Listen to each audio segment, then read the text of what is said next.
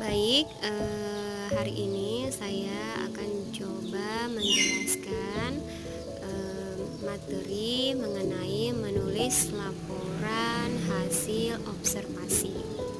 Nah, yang pertama kita bahas dulu apa itu observasi, yaitu pengamatan secara langsung yang diikuti dengan fakta, data, dan pendapat. Ya, berarti pengamatan yang dilakukan secara langsung diikuti dengan fakta, data, dan pendapat.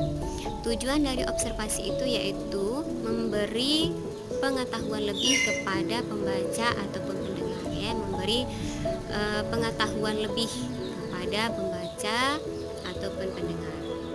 Nah, sekarang kita masuk bagian kedua, yaitu langkah-langkah menulis laporan hasil observasi. Yang pertama katanya adalah pendahuluan. Di pendahuluan itu isinya yaitu yang pertama topik atau masalah yang ingin diobservasi, kemudian latar belakang masalah yaitu alasan mengapa kita mengambil masalah, ya, atau topik yang ingin kita observasi. Kemudian latar belakang rumusan masalah ini dia berbentuk pertanyaan. Pada bagian pendahuluan hanya ditulis saja pertanyaannya, biasanya menggunakan kata bagaimana. Kemudian untuk jawabannya akan terjawab pada bagian pembahasan, ya. Ingat, pada pendahuluan hanya ditulis untuk pertanyaannya saja. Kemudian bagian keempat adalah prosedur penelitian. Prosedur penelitian yaitu langkah-langkah atau cara kita dalam melakukan penelitian. Yang kelima yaitu sistematika pembahasan, yaitu sistem kita atau cara kita dalam mengolah pembahasan. Kemudian masuk bagian B yaitu pembahasan. Pembahasan ini isinya yaitu berupa uraian, kemudian data hasil observasi. Nah, pada uraian ini biasanya yang pertama itu terdiri dari tesis. Nah, tesis itu sudah ada pada bagian video eksposisi, nanti dicek aja apa itu tesis.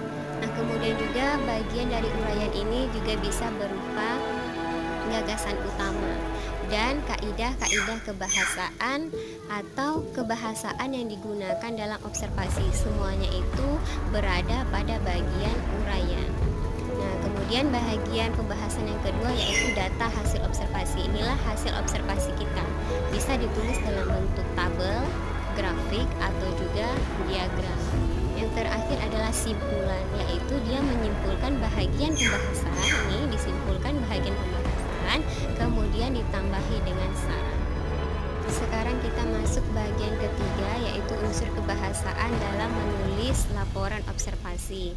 Berarti kebahasaan yang harus ada dalam laporan observasi kita nantinya. Nah, apa-apa saja? Yang pertama itu ada frasa. Frasa adalah gabungan dua kata atau lebih yang memiliki satu makna.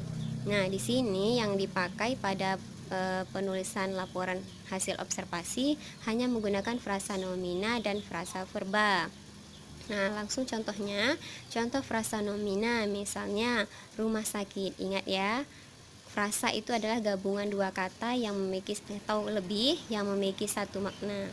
Rumah sakit maknanya hanya satu, tetapi terdiri dari dua kata. Itu adalah frasa. Nah, karena dia berbentuk benda, maka masuk kepada frasa nomina, karena frasa nomina adalah frasa kata benda.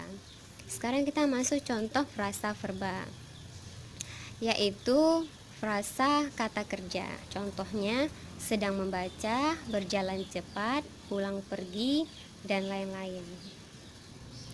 Kita masuk bahagian yang kedua dalam kebahasaan menulis laporan observasi, yaitu mengenai afiksasi atau imbuhan. Imbuhan di sini dibagi 4, yaitu yang pertama ada awalan atau prefiks. Nah, ini contohnya ada membaca, kemudian awalannya di sini, ya, imbuhannya berada di depan atau di awal kata dasar.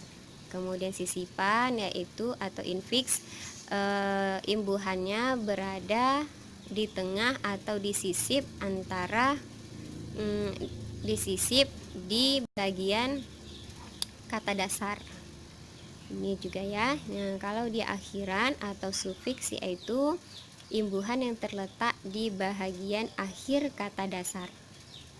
Sedangkan gabungan konfiks ini terdiri dari imbuhan yang terletak di awal dan di akhir kata dasar. Kata dasarnya yang bagian ini merupakan kata dasar. Sekarang kita masuk bahagian kebahasaan yang ketiga, yaitu kalimat definisi dan kalimat deskripsi. Kalimat definisi adalah kalimat yang mengartikan atau memaknai suatu istilah, ditandai dengan kata adalah, yaitu, merupakan, dan lain-lain. Ya, berarti dia mengartikan atau memaknai suatu istilah. Contoh, wayang. Nah, wayang ini merupakan istilah. Ini ada kata kunci dari kalimat definisi. Nah, pengertiannya atau makna dari wayang itu adalah seni pertunjukan yang telah ditetapkan sebagai warisan budaya asli Indonesia. Nah, ini merupakan kalimat definisinya. Ini kata istilah dan ini kata kunci kalimat definisi. Sekarang kita masuk bahagian kalimat deskripsi, yaitu kalimat yang menggambarkan suatu objek sehingga seolah-olah si pembaca atau si pendengar melihatnya sendiri, ya, atau bisa kita langsung membayangkan ketika ada seseorang yang mendeskripsikan suatu objek. Contohnya, di sekolahku mempunyai lingkungan yang bersih. Di sekolahku juga terdapat beberapa lapangan, yaitu lapangan bola kaki, bola voli, lapangan upacara, lapangan parkir, dan lapangan parkir, ya. Semua lapangan dikelilingi oleh bangunan-bangunan yang salah satunya adalah kelasku. Di setiap bangunan memiliki tong sampah yang besar sehingga hampir tak terlihat sampah yang berserakan di sekolahku. Ya, ketika kita membacakan ini ada orang yang mendengarkannya, maka orang yang mendengarkannya itu akan bisa langsung seolah-olah melihat gambaran yang sudah kita ucapkan.